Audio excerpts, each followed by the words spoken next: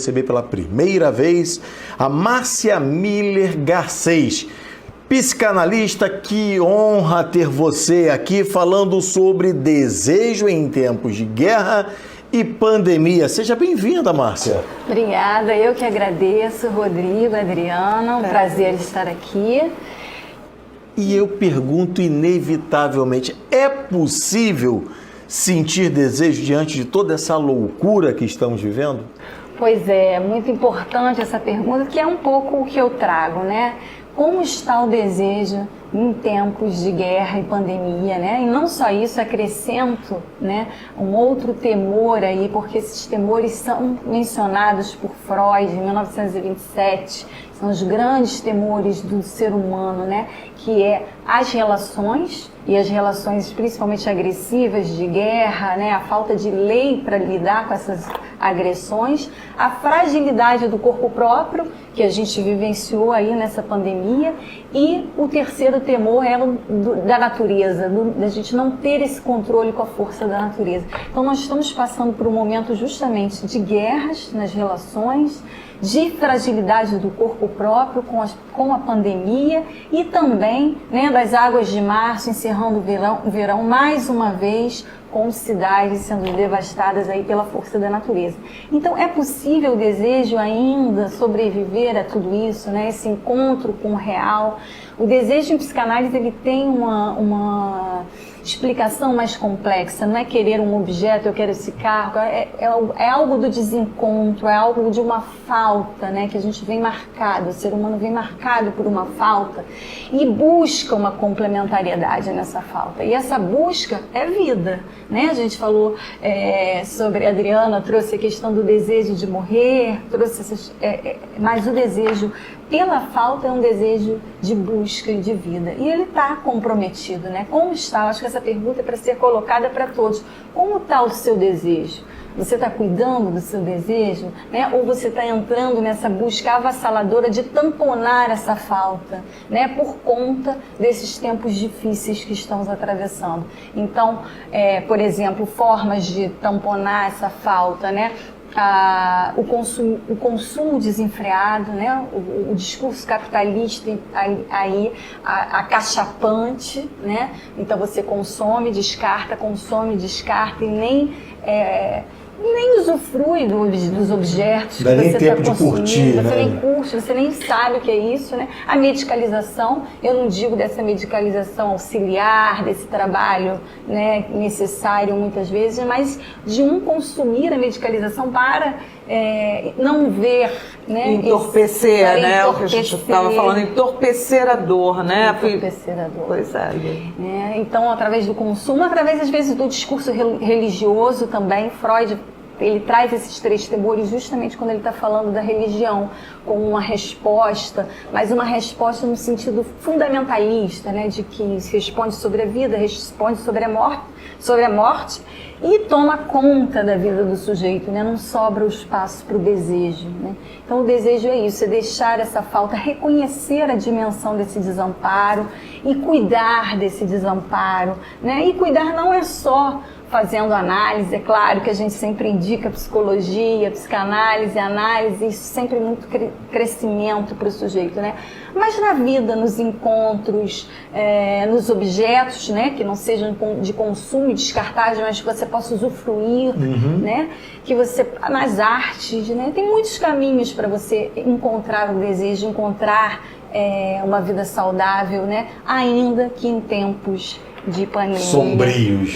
Porque na verdade, reconhecer, você concorda que o desejo é o que faz a gente andar, Márcia? Você não acha? Você acha que é isso? Que é esse buraco que faz a gente buscar? A gente percebe que na depressão, por exemplo, a primeira coisa que o sujeito deixa é de desejar. Você concorda? Concordo. Esse desejo é uma fenda, né, causada, assim, os animais selvagens, por exemplo, eles cumprem os instintos, eles vão lá, eles caçam, no dia seguinte eles caçam a mesma coisa e reproduzem-se e morrem. Nós não, somos habitados pela fala, a gente hoje come uma coisa, amanhã a gente quer comer outra e não está nunca satisfeito, porque existe essa fenda, existe essa falta. Essa falta causa sofrimento, causa sintoma, mas ela também causa vida, busca. É isso que faz o ser humano. A gente não sabe sobre a morte, né? Mas a gente quer complementar de alguma coisa, a gente quer tratar dessa fenda, né? Que é uma separação, na verdade, essa fenda ela tem origem na separação do sujeito do outro sujeito. A gente vem muito dependente, né, do cuidado. Antes de nascer, nós já somos falados pelo outro, né, pela linguagem, e a gente vem muito dependente. E a gente precisa de uma separação, e às vezes é muito brusca. Dessa separação, sendo brusca ou não, a separação está aí, fica esse buraco, mas é um buraco que é para a vida, que é para a gente tentar aí essa complementariedade, que nunca vai ser a mesma. Exatamente, que é um buraco que não tem como tapar, não tem como, porque aí você morre. Se você deixa de desejar, você concorda? Sim. Você para de viver. Sim. Né? Então o desejo é fundamental. Aí a gente estava falando sobre a questão da Anitta, né? A Anitta que disse, olha, eu já consegui, numa entrevista ela disse, eu consegui tudo o que eu queria. Eu já consegui tudo o que eu queria, aos 29 anos de idade. Ou seja, será que a Anitta parou de desejar, Márcia? E se parou de desejar, isso é salutar? Como é que funciona isso?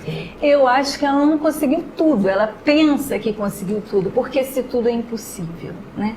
Quando a gente fala de desejo, a gente está falando de impossível, a gente está falando de irrealizável. Então a gente encontra objetos, a gente encontra a cara metade, mas a gente se ilude de que isso é tudo, de que isso é aquele encontro primordial que foi rachado, né? Que fez a fenda, completude. Aquela completude, mas não é, são objetos parciais, são satisfações parciais. Em algum momento a Anitta vai se dar conta que esse tudo não é tudo, né? Ou não, ela vai viver essa ilusão, mas a metade da laranja, né, ela escorre, na verdade. Mas viver na ilusão significa que um processo transtornante vai acontecer aqui na frente, o sujeito nem vai se dar conta de que porque ele vivia uma ilusão. Você concorda?